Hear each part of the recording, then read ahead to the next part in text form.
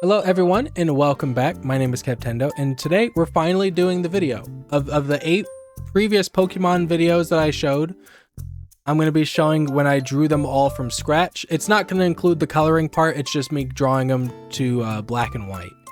So originally we started here with Bunnelby, and I just drew a basic Bunnelby because I was just trying to draw some Pokemon, and then I drew Fletchling and I was like, what if I draw Fletchling and I draw it like looking a little bit to the left, and then I drew Pancham, and then I decided, you know what, I'm going to try and make them, and rather than just drawing the Pokemon, I'm going to try drawing them in poses that I give them. So I started off with Pancham here, giving it like a little thumbs up, a nice like little simple thing. I struggled on his legs a little bit.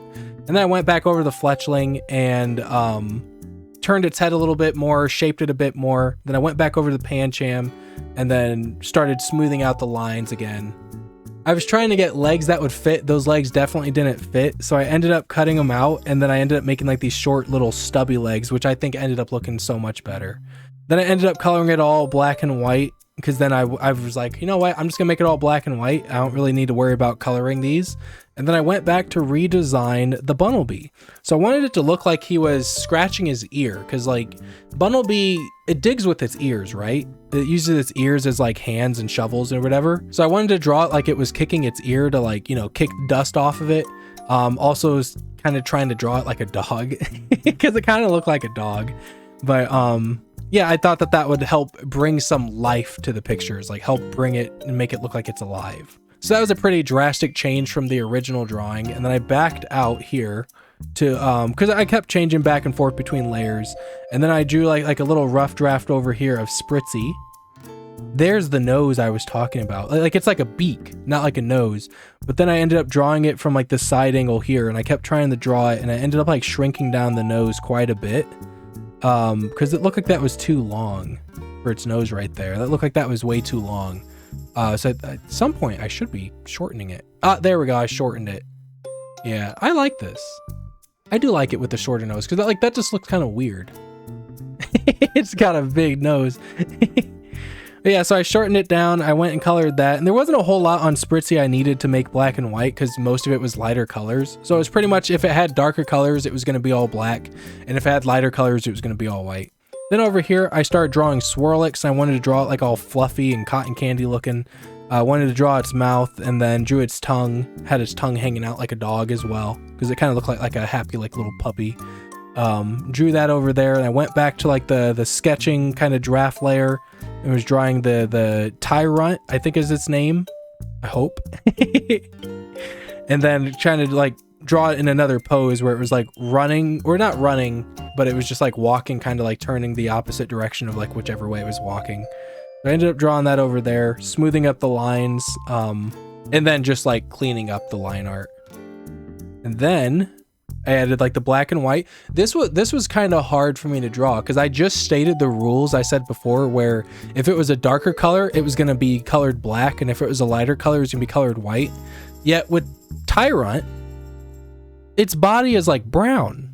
So like I was kind of struggling with like, all right, well, what parts do I color white? What parts do I color black to where you can still see it? Because like if I colored all the dark parts black, then like right there, you wouldn't be able to see it.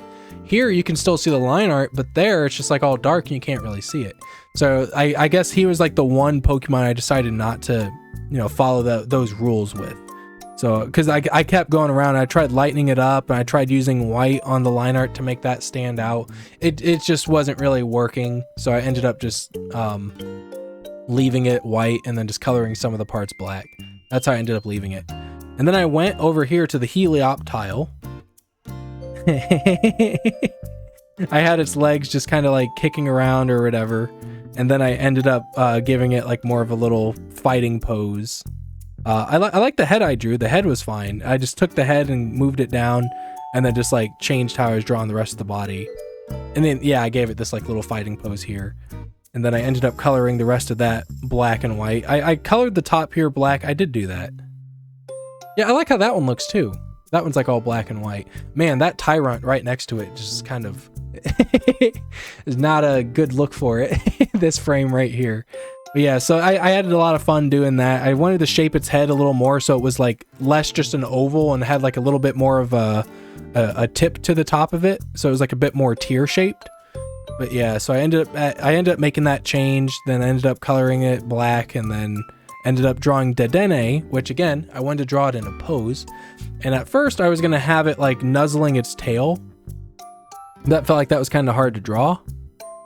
And then I wanted to have like its feet kicked up like that, like how I have its feet kicked up right there in that frame, because it was just supposed to be like nuzzling its tail or whatever. And then I ended up scrapping that and going with the idea of what if I use it to like make it look like its tail's flying, or like using its tail like a helicopter. And that's what led to, well, this.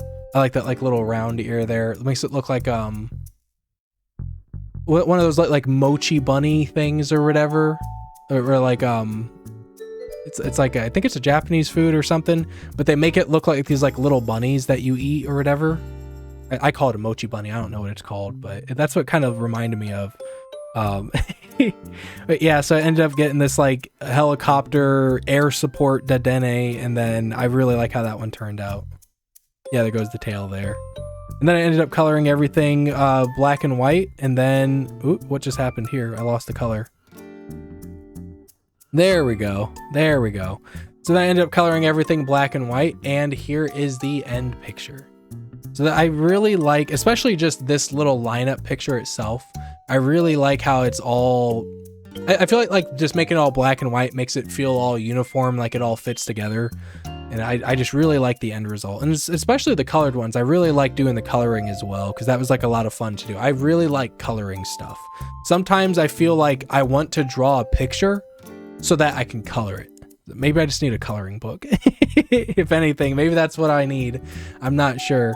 But yeah, this is like really fun to make. So we have Bunnelby, Fletchling, Pancham, we got Spritzy. I really got to remember their names here. Then we have Swirlix, we have Tyrant, we have Helioptile, and then Dedenne, which again should be the new Pokemon mascot. This thing is like 50 times cuter than Pikachu.